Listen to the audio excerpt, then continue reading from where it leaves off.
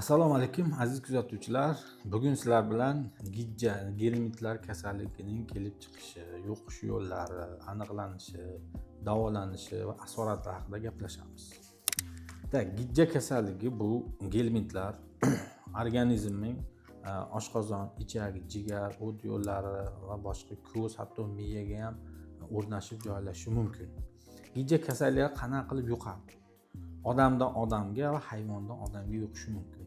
Ya'ni qanday? Yaxshi yuvilmagan qo'l, ya'ni kir qo'llar orqali, yaxshi yuvilmagan meva sabzavotlar orqali, undan tashqari pishirilmagan xom, chala pishirilgan go'sht, baliq mahsulotlari orqali yuqishi mumkin yoki hayvonlar orqali ushlab olingandan yuqadigan kasallik. Har biri kelgan kasal kamida 2 marta, 3 marta va undan ko'p davolanib keyin kelishadi. Dori tayyorlatadi.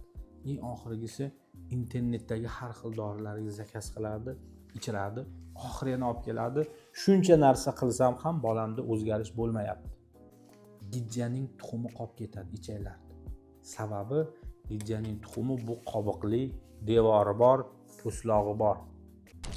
Agar sizlarda ham shunaqa muammo bo'ladigan bo'lsa, bemalol shu pastdagi nomerlar yoki mana shu adreslar orqali kelib maslahat olib yoki lecheniya olib ketishingiz mumkin. Omon bo'ling.